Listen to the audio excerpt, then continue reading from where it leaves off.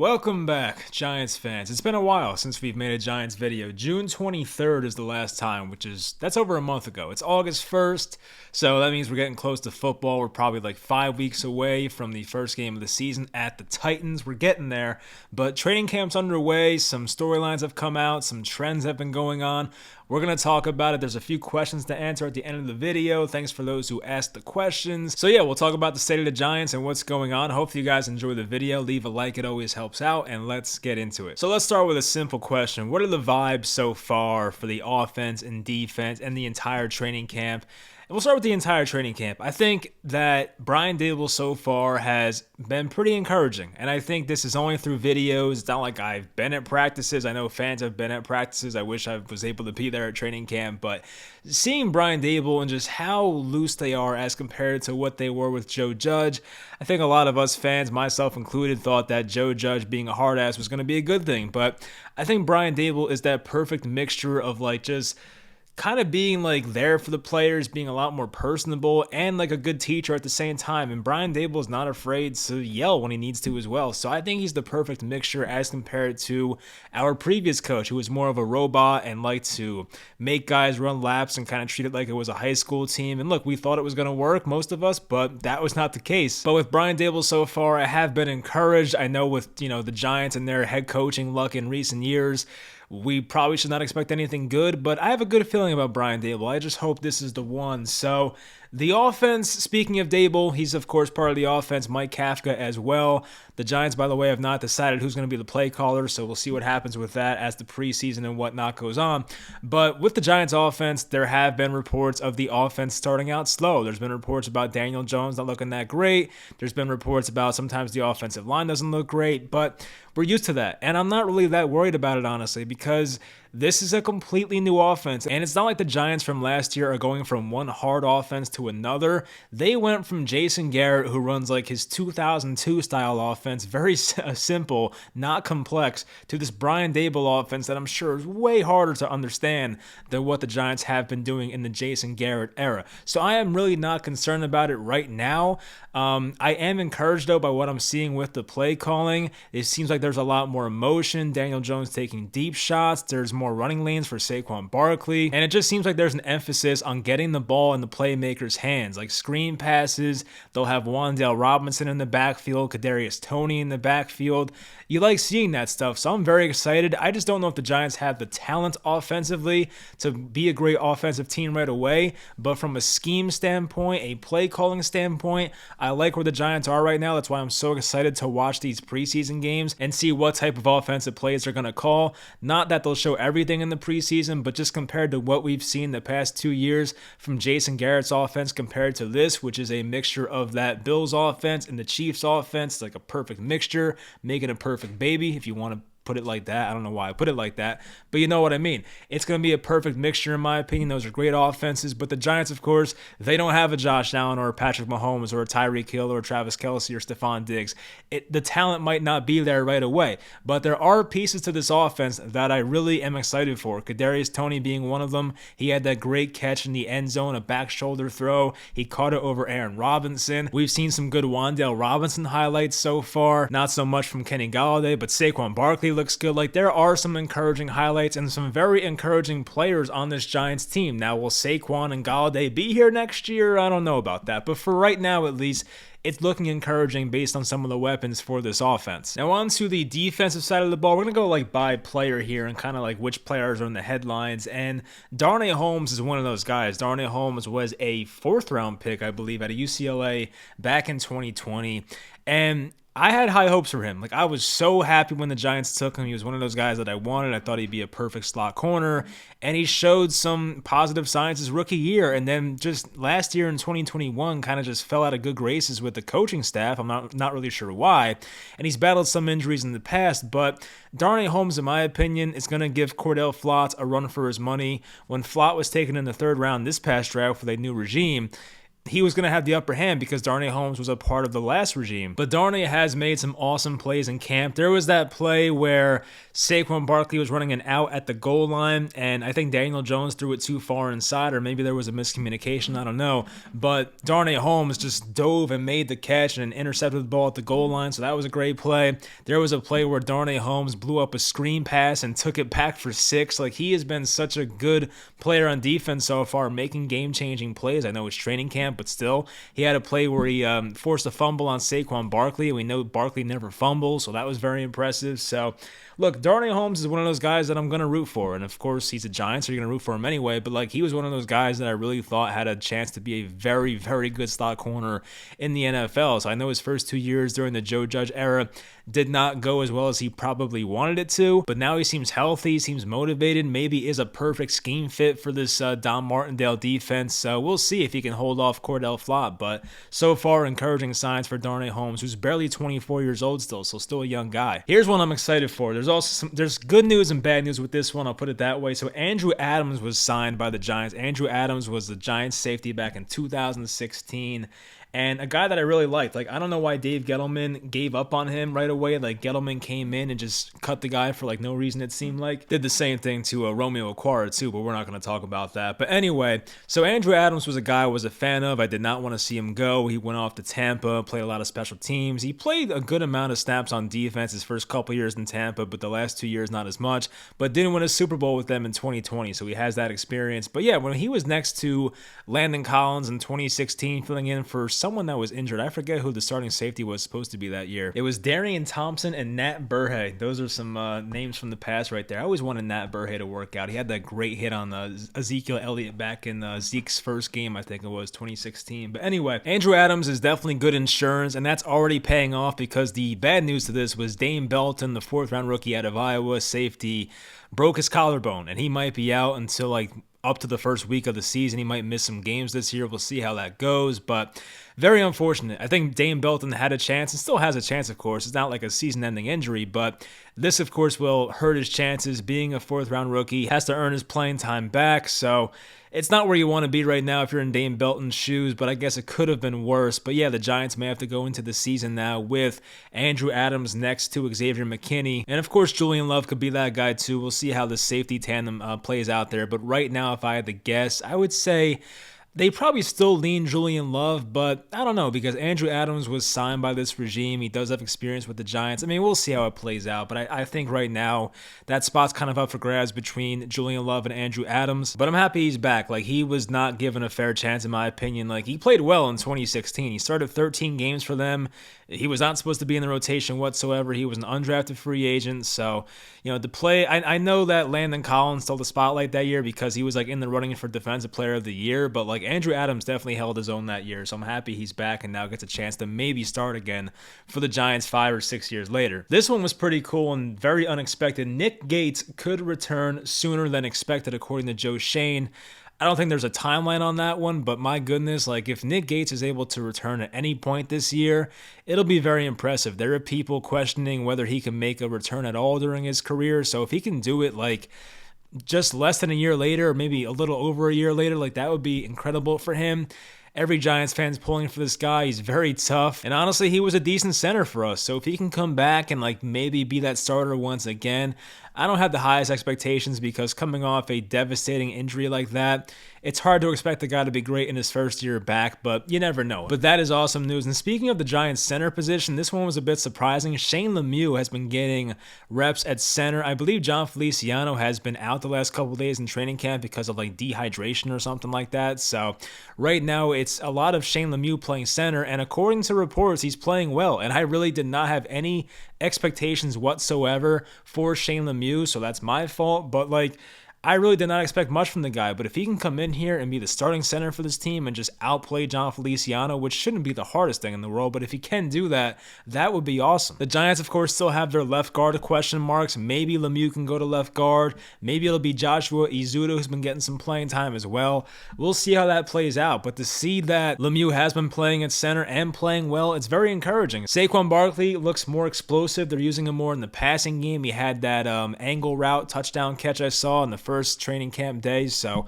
I mean, this could be the year for Saquon. I'm definitely skeptical that we'll ever see the 2018 version of Saquon ever again, but I think the guy might have a big year. It's a contract year, and I think right now I'm definitely comparing this to fantasy football, but like Saquon's like a mid-second round pick in fantasy football. It seems like a steal to me right now. I would definitely take him earlier than that. So yeah, man, I think Saquon might have a big year for this team. He might get 50 to 70 catches. He probably should rush for over 1,200 yards, assuming he plays most games. He might have over 500 receiving yards and score double-digit touchdowns. Like, I'm excited for him. I think Saquon may have a big year.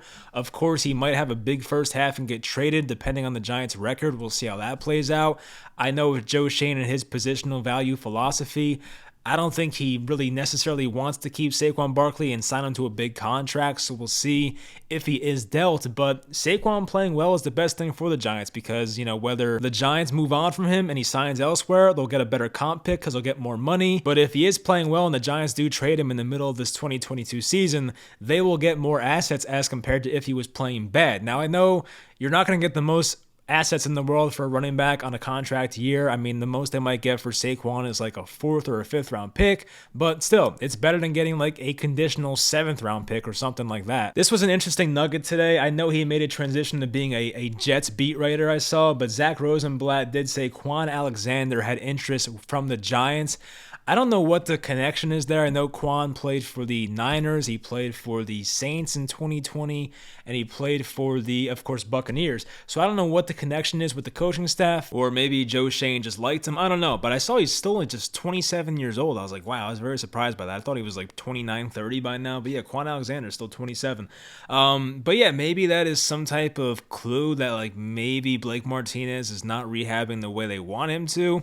I thought he was doing fine. That's what I heard. So I'm not expecting him to miss any games, but like, I don't know why the Giants would be in the linebacker market. I mean, they definitely could improve. It's not like the depth behind Martinez is anything great. But yeah, Quan Alexander would have been exciting for the Giants, but unfortunately he went to the Jets. Kayvon Thibodeau's been having some positive reviews so far. I've seen videos of him getting to the quarterback, so of course you love seeing that from your 5th overall pick. And you know, hopefully Kayvon has at least a decent year, 7-8 sacks, a lot of quarterback pressures, plays the run well, but I'm excited for him for sure. His other running mate, Azeez Ojulari, has the hamstring issue right now. Hopefully the Giants are smart about that. It seems like they are so far, so you don't want that to pop up throughout the season. So hopefully they take it easy with Azeez Ojulari. And now time for El Questions. I don't know if that's how you say it, but anyway, the questions. Ray Sosa, even with the limited cap space this offseason, who do you think was the most underrated addition this offseason? And will you do the Pick'em shows with Andrew this season? Once again, keep up the awesome work, Mike. Thank you, Ray. So let's get the Andrew part out of the way. So he's starting college this year. We have not talked about it yet. At worst, you'll have the Pick'em shows with just me. I think he'll still send his picks in, but I don't know what his schedule is like. He's also working for a media company right now too, so I'm sure the guy has no time for me. But we'll see how it goes. He'll definitely do the picks. I just don't know if he'll be on the show, but we'll definitely have his picks, and I'll talk about the games. So anyway, my most underrated offseason addition. I know it's not popular, but give me Tyrod Taylor. You look at Daniel Jones' career, he has not made it through a full season in 4 straight years. If you include his last year at Duke, his rookie season, his second season, and his 3rd NFL season last year, he has missed, multiple games every year. So to have a good backup, we saw what not having a good backup last year did to the Giants, having to settle for Mike Glennon and Jake Fromm. I know that you look at the contract, 2 years, $11 million, and it's hard to get out of. It's not like the most team-friendly deal for Tyrod Taylor, but he's a guy still in his early 30s, and he's a competent backup quarterback. Like, if he was a starter, he would definitely be one of those bottom-tier starters, but still, like, the guy can still play at a pretty decently high level. He's gotten a pretty unfair shake the past few years based on how the Baker Mayfield situation went, the Justin Herbert situation went. So, yeah, Tyrod Taylor's been given a raw deal. But in the event Daniel Jones misses games, which is definitely possible, we've seen it now with the Giants now. He missed almost half of last year. He missed 4 games as a rookie, and then he missed games in 2020 with his hamstring issue. Daniel Jones, whether it's due to injury or maybe poor performance and not grasping the offense as quickly as Brian Dable would want him to, he may see the bench at some point this year. And Tyrod Taylor is a competent enough backup to be like, all right, we're not going to lose too much here. So the Giants, I think, made a responsible decision. And look, we all know in all likelihood, Joe Schoen and Brian Daboll are going to want to find their own quarterback. Like Daniel Jones was here before they got here. And assuming that Daniel Jones does not set the world on fire this year, they may draft a quarterback next year. And let's say the Giants do draft a quarterback next year in the first round or trade up for a quarterback in the first round. They have a mentor already under contract for next year with Tyrod Taylor. Yes, he's going to be making almost $7 million next year. That's a bit pricey for a backup quarterback, but in that event, you would already have the quarterback on a rookie deal, so you're not really spending that much on the quarterback position in general. I think that was a responsible decision by the Giants, not just for this year, but for next year as well, assuming they draft a quarterback in next year's draft. So I like the Tyrod Taylor move. Next question from Jason. Daniel Jones has apparently not looked great so far. Do you think his play is the product of a potentially improved defense, Jones just not being good, or somewhere in the middle? Also, do you see Jones being pulled for Tyrod Taylor if he starts playing bad in season? In that case, his Giants career is pretty much over. That's correct. So anyway, the first part of that. So why would Daniel Jones struggle in training camp? I mean, it's probably a mixture of a lot of things. You have to factor in the new offense and even his weapons being adapting to a new offense here. So you have that. You have Don Martindale being a very aggressive defensive coordinator, probably making Daniel Jones have to make quick decisions, faster than he wants to right now.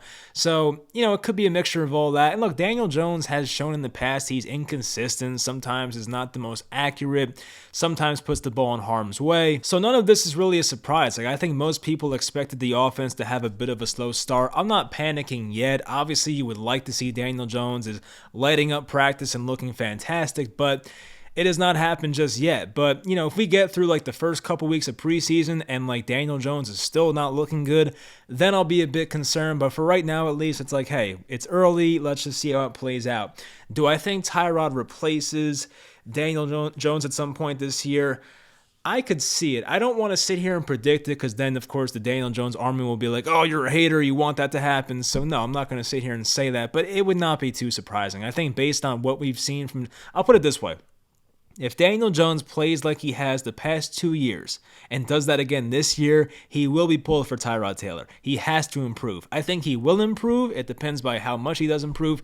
But if Daniel Jones looks anywhere like he did in 2020 or 2021, he will be pulled for Tyrod Taylor, and sooner than later if it's that bad. So I will say that. Next from Dave, do you think Giants fans are too quick to latch onto Coach Daboll? We all latched onto Judge with the mud scramble 2 years ago, and now we're doing the same thing with Daboll playing Kadarius Toney's music. Is it too soon to get attached, or does Daboll have the credibility for this to pass? This is a yes and no type answer. No, Daboll does not have the credibility to just get a free pass, but Daboll does bring a different vibe than Joe Judge. I mentioned that on top of the, when the show first started. I'm like, look, I get a different vibe with Daboll as compared to Joe Judge. This is not some robotic guy who is treating his players like high school football players.